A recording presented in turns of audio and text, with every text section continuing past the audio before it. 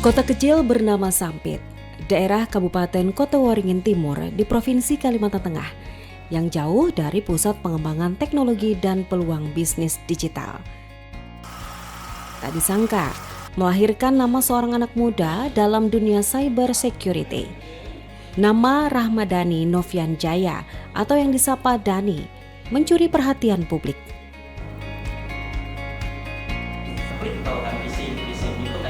Pemuda asal Sampit ini berhasil menembus daftar top hacker Google berkat keberhasilannya menemukan celah keamanan atau bug di sistem milik salah satu perusahaan teknologi terbesar dunia.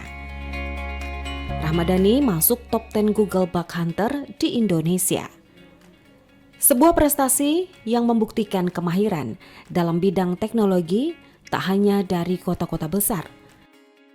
Rahmadani dikenal sebagai pribadi yang penuh semangat dan haus ilmu, khususnya di bidang cyber security atau keamanan cyber.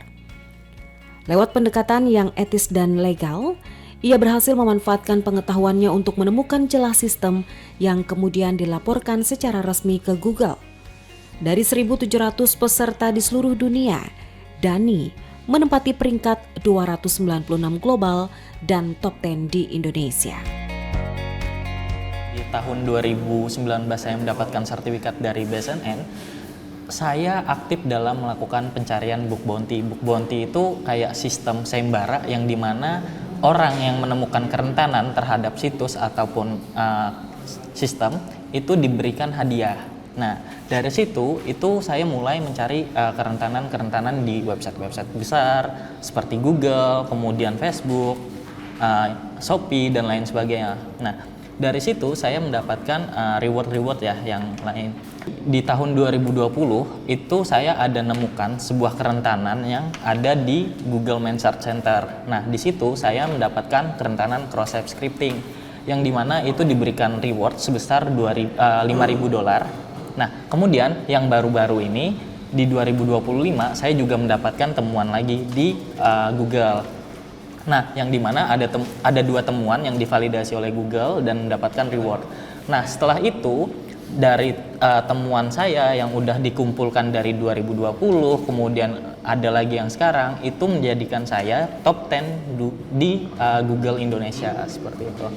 Nah, jadi kita emang bukan langsung blub jadi top hacker ya, tapi emang dari awal kita emang melakukan hacking dan lain sebagainya, divalidasi oleh Google dan lain sebagainya, sehingga akhirnya kita mendapatkan top 10 tadi seperti itu. Jadi nggak langsung proses blub jadi top hacking gitu, tapi ada proses panjang di sebelumnya.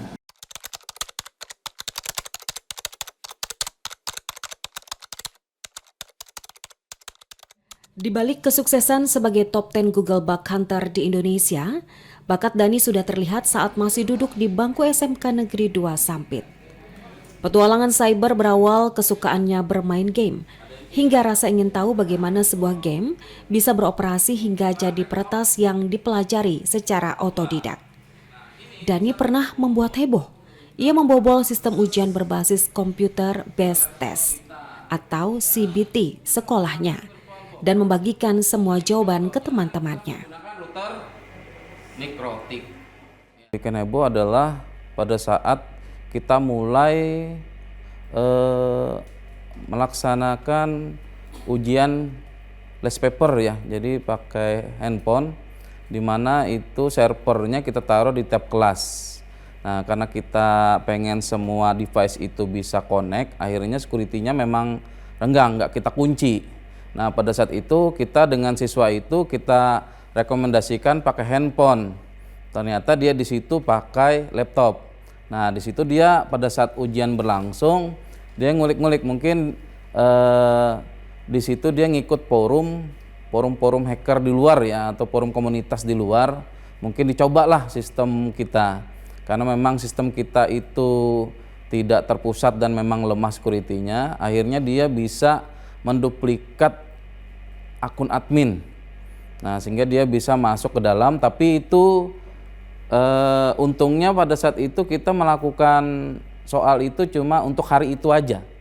Nah, jadi user akun admin itu jadi double, jadi bisa masuk dia ke situ.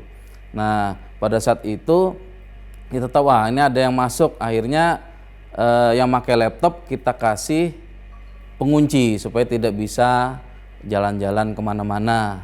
Nah, pada saat itu kita panggil dia, sempat memang kita beri pendampingan di BP bahwa kalau memang pengen belajar, nyoba-nyoba, itu cobalah di luar.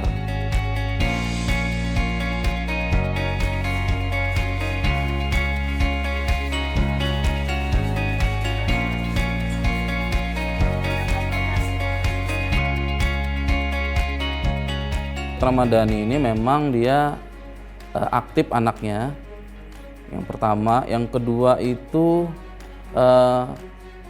memang haus untuk belajar ya, jadi dia masukin forum mana-mana aja, ikutin pelatihan, nggak tahu pelatihan apa aja itu dia ikutin, dan ikut komunitas mana aja ya, jadi dia yang aktif sendiri.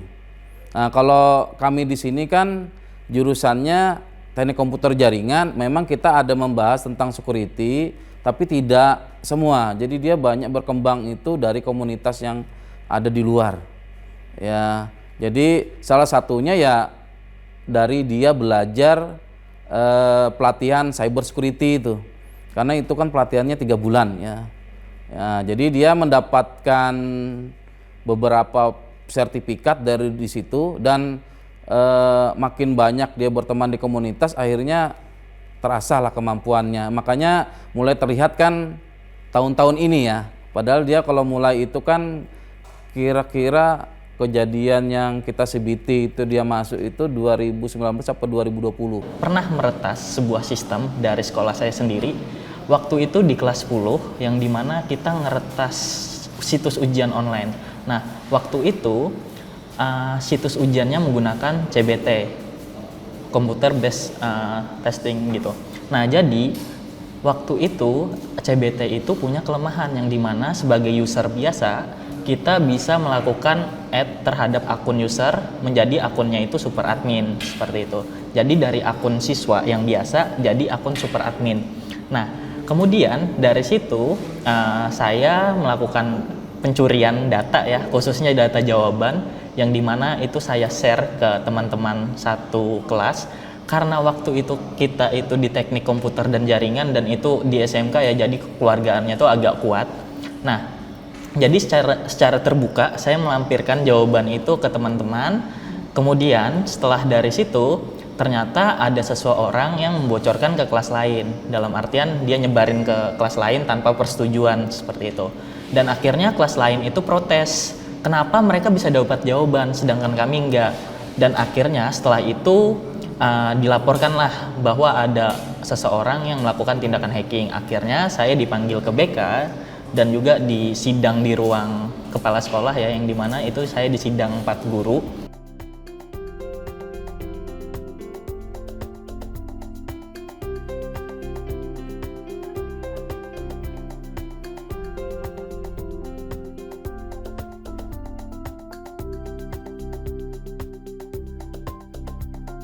Pernah satu kali kena phishing, yang dimana waktu itu saya lagi happy-happynya tuh main Free Fire ya, yang waktu itu lagi hype banget. Nah, saat itu ada sebuah link yang dimana dia menyediakan katanya skin gratis yang bisa didapatkan secara free, yang dimana seharusnya itu berbayar. Nah, akan tetapi waktu itu setelah dicoba, akun saya tiba-tiba hilang dari akun Free Fire-nya ya, diambil alih oleh hackernya tadi karena saya melakukan pengisian data ke situs phishing. Nah, dari situ saya mulai tertarik tuh, kayak gimana sih phishing itu bekerja, kemudian kayak gimana sih hacker itu bisa mendapatkan akun dari kita, dan juga kayak gimana mereka itu bisa mengambil data kita tanpa kita ketahui gitu. Nah, setelah dari situ itu ada beberapa step yang saya lakukan. Yang pertama, saya belajar terlebih dahulu kayak gimana sih ngebuat situs phishing itu. Waktu dulu kita juga ngebuatin situs phishing gitu kan. Kita juga mencoba juga dari yang sebelumnya kita korban, kita kemudian menjadi pelaku. Nah, setelah menjadi pelaku, ternyata oh iya kita udah dapat cara dari si hacker itu meretas. Kemudian kita juga bisa tahu kayak gimana alurnya. Setelah itu saya masuk ke peretasan website. Nah, di peretasan website sendiri itu kita ngelakuin hacking terhadap situs-situs. Nah, dulu itu banyak tuh, ada situs dari go.id, kemudian situs-situs yang lainnya. Dalam tanda kutip waktu itu masih black hat hacking. Nah, sekarang itu sudah berpindah haluan yang dimana udah menjadi white hat hacking, yang dimana kita ngelaporin temuan kita di situs ataupun dari aplikasi ke pemilik sistem. Jadi kita secara etis melaporkan temuan bugnya, seperti itu.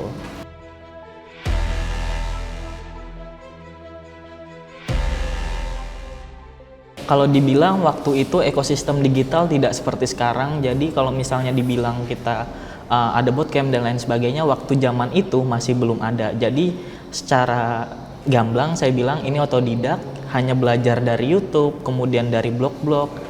Tidak ada yang namanya belajar dari orang ataupun yang lainnya, karena waktu itu teknologi pun tidak semaju sekarang, tidak ada AI, tidak ada tools yang buat membantu kita dan lain sebagainya.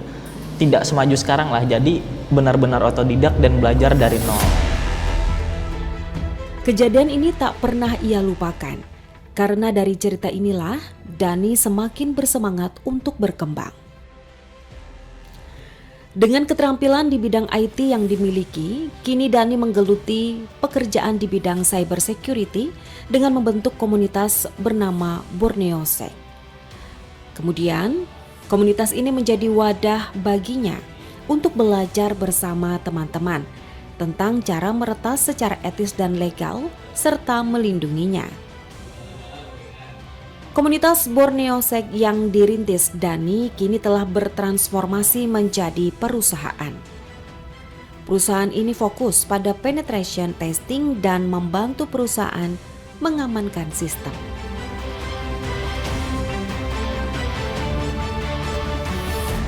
Kita itu sebelumnya berawal dari komunitas. Nah, awalnya itu namanya Book Hunter Borneo. Setelah dari situ kita berubah nama menjadi BorneoSec. Nah, dari BorneoSec kita berubah lagi nih, karena kita tadi kan awalnya komunitas dan kita juga pengen ngebuat usaha yang dimana bisa berkelanjutan seperti itu. Kita bisa mendapatkan proyek dan lain sebagainya. Nah, kita mendirikan PT. Nah, PT-nya itu PT Borneo Kode Digital, yang dimana itu singkatan dari BorneoSec. Nah, setelah itu di BorneoSec sendiri itu sistemnya seperti apa sih dan apa yang dikerjakan. Nah, kita itu sebenarnya karena tadi ya kita berawal dari komunitas, jadi kita memperdayakan orang yang ada di komunitas tersebut seperti itu.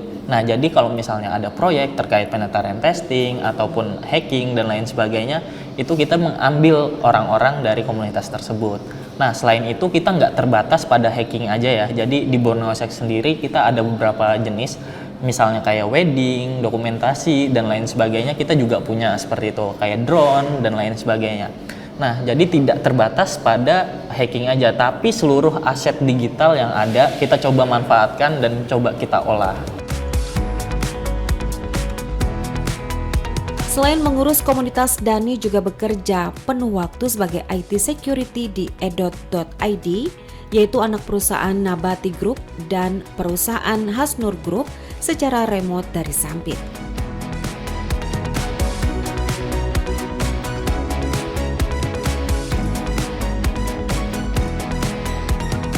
Pada saat ini saya bekerja di bidang keamanan cyber atau hacking itu tadi. Nah, untuk sekarang saya bekerja di sebagai IT security di Idot, Nabati Group, dan juga Hasnur Group sebagai IT security juga.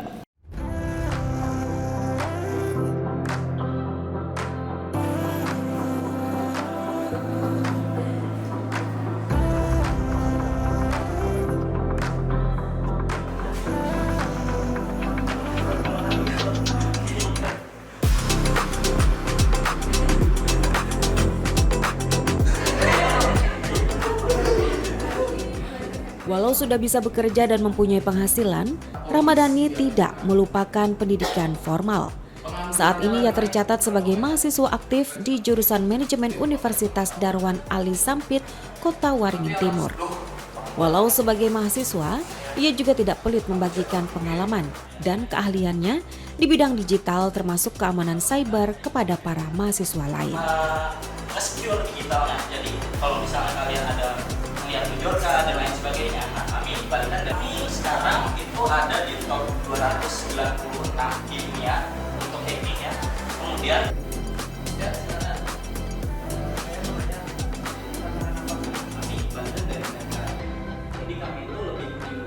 saat itu jadi mahasiswa, kita undang sebagai stakeholder waktu merumuskan kurikulum program studi sistem informasi gitu. Jadi kita juga mendengarkan gitu ya.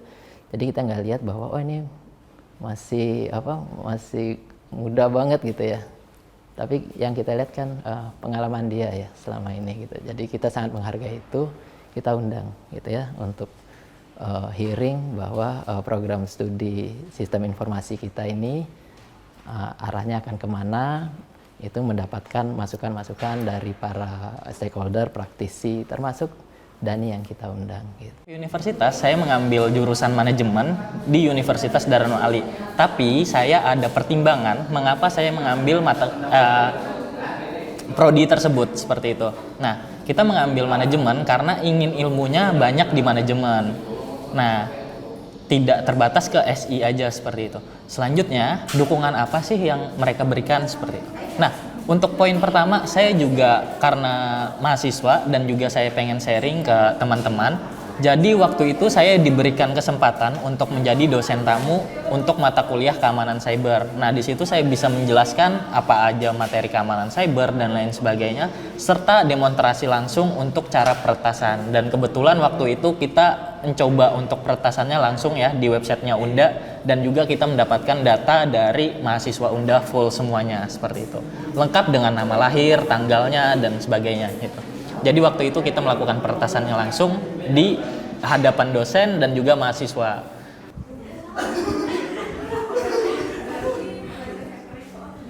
Ramadhani mengakui selama ini sudah menangani hacking hingga puluhan website. Meski telah menorehkan banyak prestasi, ia mengaku bagaimana tantangan di dunia cyber terus berkembang. Ia juga menyinggung stigma negatif soal hacker. Menurutnya, hacker yang memiliki kemampuan hacking untuk tujuan baik seperti menemukan dan memperbaiki celah keamanan sistem komputer, seperti dirinya. Namun sebaliknya, hacker hitam atau black hat adalah peretas yang melakukan hacking dengan niat jahat. Saat ini ada yang namanya tren ya, di mana perusahaan-perusahaan itu membuka lowongan secara online untuk mencarikan celah terhadap sistemnya mereka. Memang dibuka lowongannya itu gitu. Kalau kita jeli kita bisa melihat itu. Tujuannya apa? Sebenarnya menguntungkan lembaga atau perusahaan tersebut, karena secara etika para dalam tanda kutip hacker, white hacker itu ya, dan itu termasuk white hacker lah gitu ya. White hacker itu izin gitu kan, mau tes ketangguhan dari sistem ini, diizinkan gitu ya. Kemudian kalau menemukan celah, dan ini sempat cerita juga salah satu yang pernah dia tembus ya secara etik gitu ya, bukan ilegal, yaitu Tokopedia gitu ya. Tokopedia, dan ada banyak lagi yang memang perusahaan-perusahaan besar gitu. Dan akhirnya dapat kompensasi gitu. Nah, itu sebabnya dibilang bug hunter. Jadi akhirnya dapat, kalau kita menemukan celah kita dapat kompensasinya, mulai dari dalam bentuk uang gitu ya, atau dalam bentuk sekedar sertifikat, tapi itu sangat berharga kan gitu ya. Nah, akhirnya yang tertinggi ini ya sampai dengan dapat ratusan juta ya, dan tangganya kan memang bertahap gitu ya. Dan ini sangat konsisten di bidangnya gitu. Akhirnya di Google juga ada Google bug hunter gitu ya. Memang ada kolomnya di sana gitu ya, ada lowongannya di sana. Jadi kita bisa daftar gitu ya sebagai bug hunter. Kemudian ada beberapa task atau misi yang bisa diselesaikan, dan itu memang dibuka untuk menguji sistem yang pada Google. Kebayang ya, Google yang sedemikian besar, dan ada berapa engineer sih di sana gitu ya. Si Dani ya, Mas Dani ini bisa menemukan celah, dan dilihat dari nominalnya itu artinya celahnya yang bukan celah kecil, tapi celah yang memang sifatnya sangat berbahaya kalau digunakan dengan yang niat yang tidak baik gitu. Akhirnya Dani mendapatkan itu kan gitu. Hacking itu terbagi menjadi beberapa tipe.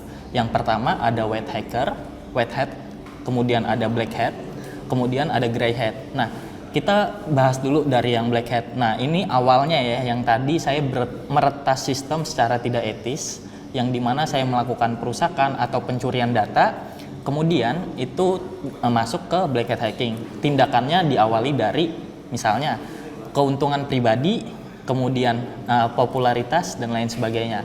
Kemudian untuk yang white hat hacker itu dia lebih ke peretas etis, yang dimana dia punya etika dalam melakukan tindakan keamanan cyber, yang dimana kita melakukan penetrarian testing secara etis dengan koordinasi ke pemilik sistemnya, seperti itu.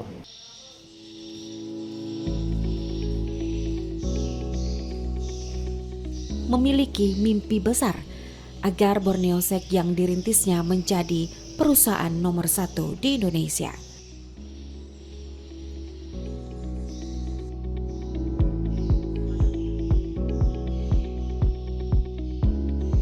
Untuk Ramadhani khususnya ya bisa lebih berkembang lagi.